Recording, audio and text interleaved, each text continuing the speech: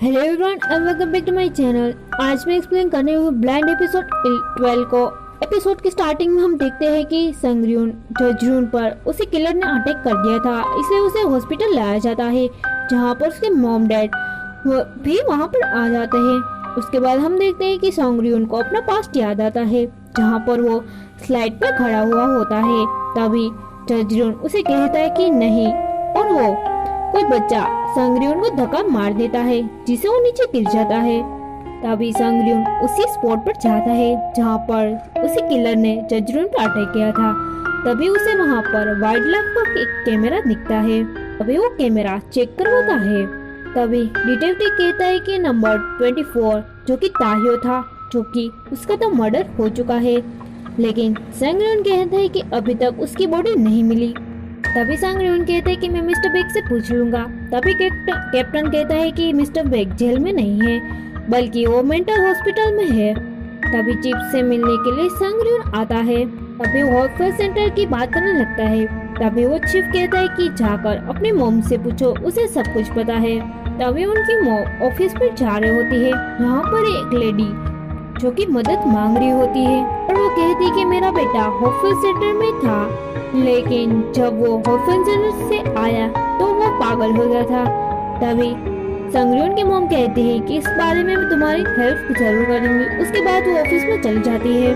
तभी उनकी मॉम कहती है अपने सिक्योरिटी से कि उस लेडी को जल्दी से यहाँ से हटाओ ताकि मीडिया की नजर उस पर ना पड़े, और ये सब कुछ संगryun देख रहा होता है।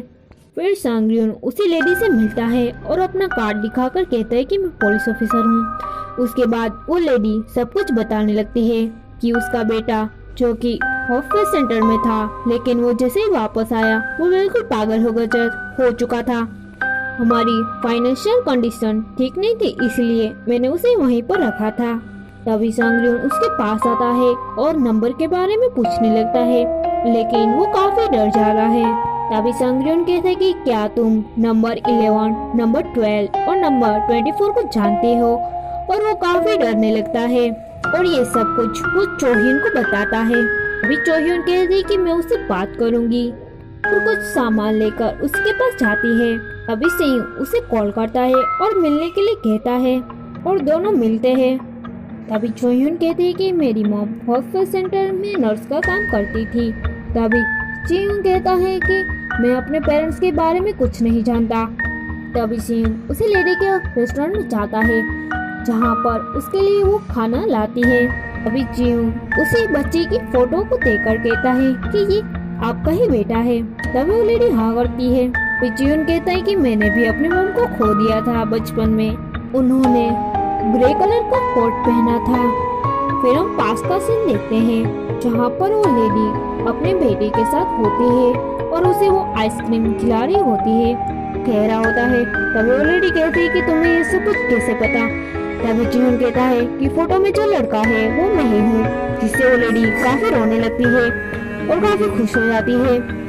उसके बाद हम चोhyun को देखते हैं जो कि उसी लड़के के पास से वो एक नोटबुक लाती है जहाँ पर काफी सारे नंबर लिखे हुए होते हैं। उसके बाद वो जजरून से हुई पूछताछ की वीडियो देख रही होती है, जिसमें जजरून कहता है कि हमें वहाँ पे ऑर्फनेज में कम खाना दिया जाता था, हमें सिर्फ खाने में राइस और पोटैटो से दिए जाते थे, और हमें भूख भी लगती थी, लेकिन वो लोग हमें सिर्फ खाना कम ही देते थे। उसके बाद वो लोग हमें काम ना करने पर मारते थे और हमें टॉर्चर भी किया जाता था। फिर वो लेडी पुलिस स्टेशन में जाकर सबको कह रही होती है कि मेरा बेटा मुझे मिल गया है, जो कि काफी सालों के बाद मुझे अपना बेटा मिला है, जिससे वो काफी खुश होती है। उसके बाद संगryun कहता है कि आपको एक और बार डीएनए टेस्ट करना चाहिए कि वो आपका बेटा है ही नहीं। उसके बाद वो लेडी मना कर देती है, वो कहती है कि वो मेरा ही बेटा है। तभी वहाँ पर चीफ आता है और उसे अपने ऑफिस में ले जाता है। तभी वो लेडी कहती है कि मुझे अपना बेटा मिल चुका है। तभी चीफ कहता है कि वो 20 साल पहले खो गया था और अब जाके तुम्हें वो मिला है। चीफ कहता है कि ये सीक्रेट के बारे में मुझे पता है। फिर हम चोhyun को देखते हैं जहाँ पर वो उसी लड़के का अच्छे से ख्याल रख रही होती है ताकि वो जल्दी से ठीक हो जाए। फिर सारे डिटेक्टिव उसी रेस्टोरेंट में मिलते हैं जहाँ पर उसी लेडी ने अपने बेटे के मिल जाने की खुशी में एक पार्टी दी होती है। सभी लोग वहाँ पर सेलिब्रेट कर रहे होते हैं। तभी संगरियन से सियोन के पैर पे थोड़ा जूस गिर जाता है, जिससे फिर हम देखते हैं कि उसके पैर में काफी चोट लगी हुई होती है, जो कि चोट काफी पुरानी होती है। और ये सब कुछ संगरियन देख लेता है। तभी संगरियन सियोन से बाहर मिलता है और उससे कहता है कि तुम्हारे पैर में ये चोट कैसे लगी।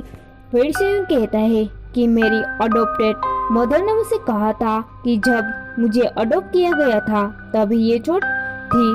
अभी वो कहता है कि शायद ये चोट ट्रैप में आने से लग गई होगी।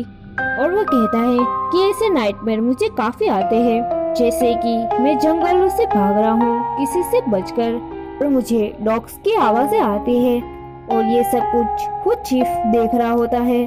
फिर सारे डिटेक्टिव बात कर रहे होते हैं कि नंबर 12 जजरून है और सियोन।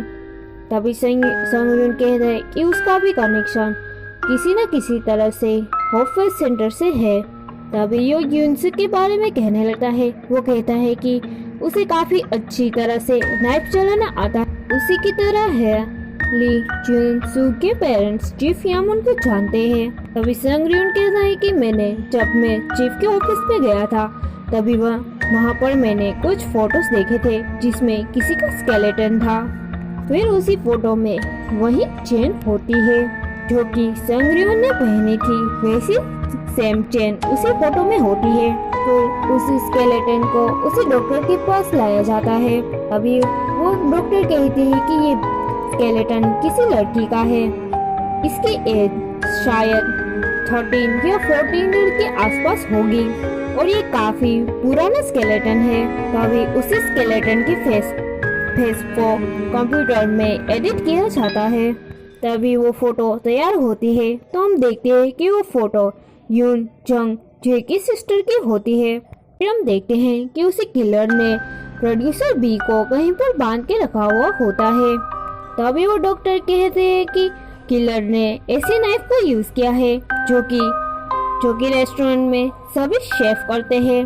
तभी संगरियन उसी रेस्टोरेंट में जाता है जहाँ पर वही शेफ जो कि फिश काट रहा होता है। तभी चोह्युन उसी लड़की के पास होती है।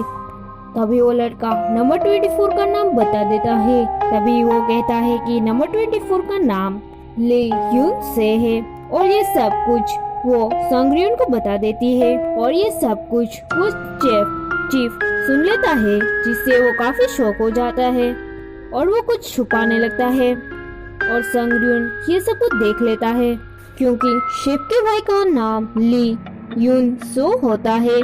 फिर वो उसे रेस्टोरेंट को चेक करने लगता है तो उसे वहाँ पर एक नाइफ मिलती है।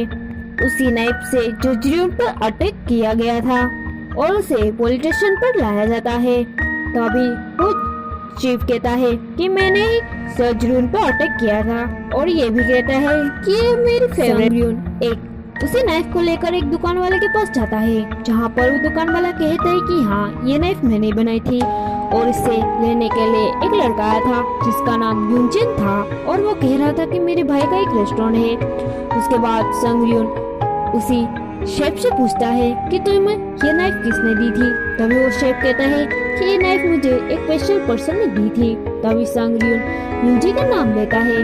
तभी वो शेफ कहता है कि मैं यूनजी को नहीं जानता। उसके बाद संगरियन कहता है कि तुम्हें सब कुछ पता है लेकिन तुम छुपा रहे हो। उसके बाद पुलिस होपवेल सेंटर पर जाती है और उसी होपवेल सेंटर के बाद उन्हें काफी सारे बच्चों की डेड बॉडी मिलती है। तभी संगरियन बोर्ड पर सभी का नाम लिख रहा होता है। तभी उसे यूना का मैसेज याद आता है जिसमें लिखा था जो यू। तभी वो चोहिन से पूछता है उसी मैसेज के बारे में, लेकिन इस बारे में चोहिन को कुछ भी पता नहीं होता और वो रोने लगती है। तभी चोह्युन को याद आता है कि जब यूना आई थी तभी संगरियन वहीं पर था। तभी वो जल्दी से संगरियन के पास आती है और कहते हैं कि वो कोई मैसेज नहीं था बल्कि वो हमारे लिए एक सबूत छोड़ गई थी। तभी संगरियन होपवेल सेंटर के डॉक्यूमेंट चेक करने लगता है। तभी वो किलर जजरून के पास आता है और उसके बाद संगरियन को सियोन के डॉक्यूमेंट मिल जाते हैं जिसमें उसी डॉक्यूमेंट में नंबर 12 की जगह नंबर 13 की फोटो होती है। और जजरियन पे जिसने अटैक किया था वो इंसुंग होता है। और जो भी लड़कियों को मारा था यानी कि जो भी किलर था वो इंसुंग होता है और इंसुंग उसका नकली नाम था, बल्कि उसका असली नाम यूनजे होता है। और ये एपिसोड यहीं पर खत्म होता है।